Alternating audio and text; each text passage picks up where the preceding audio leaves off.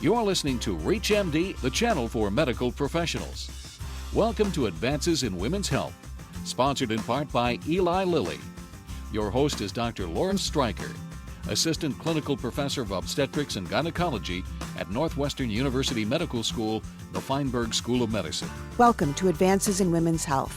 I'm Dr. Lauren Streicher, your host, and with me today is Dr. Marianne Legato, a professor of clinical medicine at Columbia University College of Physicians and Surgeons and adjunct professor of medicine at Johns Hopkins Medical School.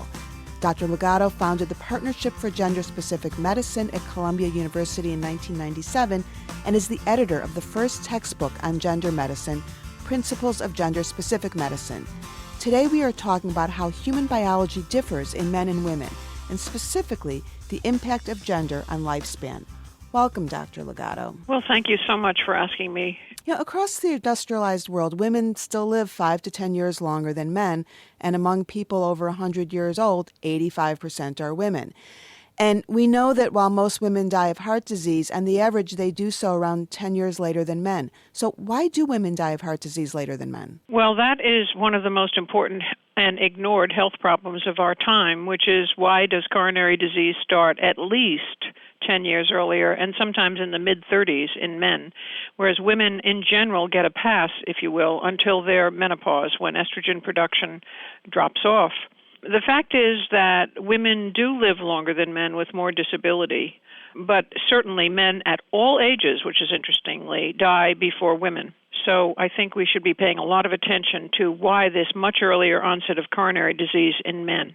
Men with coronary disease, 3/4 of them die by the time they're 65. So I think this is a huge health issue. And do you think there's a role of testosterone? As long as we're talking about hormones, estrogen's not the only hormone. Does testosterone impact on this at all? Well, I think insofar as it contributes to a lower HDL or good cholesterol level, yes. But and so does risk-taking and ignoring symptoms, all of which are possibly, at least in part, a function of high testosterone levels when men are younger. Now, when you talk about risk-taking, are you talking about risky behavior resulting in dying from an accident or a different kind of risk Well, behavior? I'm talking about smoking, Smoking, excessive drinking, not enough sleep, and exposure to all kinds of intercurrent infections. You know, men suffer 7 out of the 10 most common infections much more commonly and severely than women do, including tuberculosis. So I think the risk-taking behavior of men does contribute to their earlier onset of coronary disease. But I think it's more fundamental than that, and it's not just hormonal. The reasons for it remain obscure. And when we thought that estrogen protected women, as you probably remember as well as I do, we did a clinical trial of giving men estrogen to see if we could prevent heart disease, and in fact used such a high dose that it was so harmful that we had to close the trial, and we haven't looked at that since that time. Did the trial go on long enough to get any data, or was it just too short-lived? No, people had... They just dropped out. Unfortunately, there were some deaths connected with the trial. So, what about the role of iron deficiency and cell aging? My understanding is that there's some data that suggests that increased life expectancy of women is related to relative iron deficiency from years of menstruation. What are your thoughts on that? I think that's probably nonsensical, but there are data to suggest that that might be the case. And what the mechanism is obscure, so I really don't put much credence in that. Which is good, because I think we're starting to see a lot more menstrual suppression with hormonal contraception, and it's nice to know that that's not going to have an impact on life expectancy. Do you think there is a genetic advantage, something on the X chromosome? Well, the fact that there is a double X in women, in spite of the fact that one of those X chromosomes is incompletely silenced and made ineffectual in the course of normal female development, there is a reserve on that second X that may contribute to their longevity. And it is said that women who survive longest have the favorable constellation of genetic equipment on that X chromosome that contributes to their longer lives compared to men. Has there anything specific that's been identified on the chromosome? No. Yeah. Unfortunately, we're just at the dawn of human genomic description and manipulation. I mean, one can only imagine the impact of identifying something in terms of longevity for both genders. Suicide, of course, has a major impact on life expectancy. Is it true that men who attempt suicide are more likely to succeed than women? Yes, absolutely. Why? Are they more serious about it, or they use different methods? Why is it? They use different methods. In general, women use pills and make many more unsuccessful attempts to kill themselves. They usually don't take enough, or they don't use more definitive things like guns.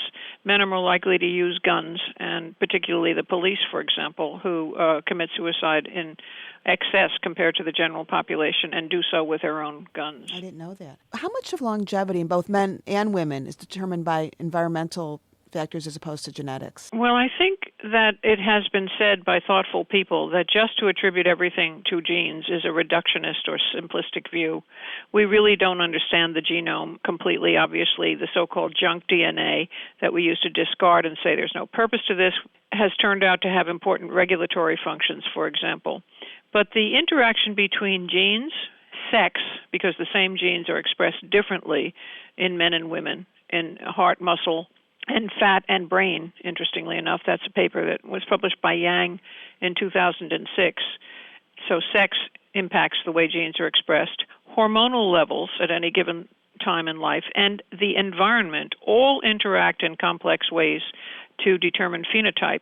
So it's not a simple, I have a mutation, let's excise it or replace that gene and I'll be fine. And I think, unfortunately, this plethora of new businesses in which you send $1,000 and a swab of your DNA and you're told exactly what the future holds are really exploiting the public.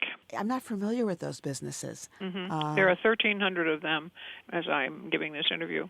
And what kind of fee does someone have to pay in order to get that kind of information? Between $1,000 to $1,300 is about the median fee. And you can get a description of your genome, but what it means and whether or not, in fact, you will actually have the diseases that the genomic description infers that you might have is completely unclear. Mm-hmm.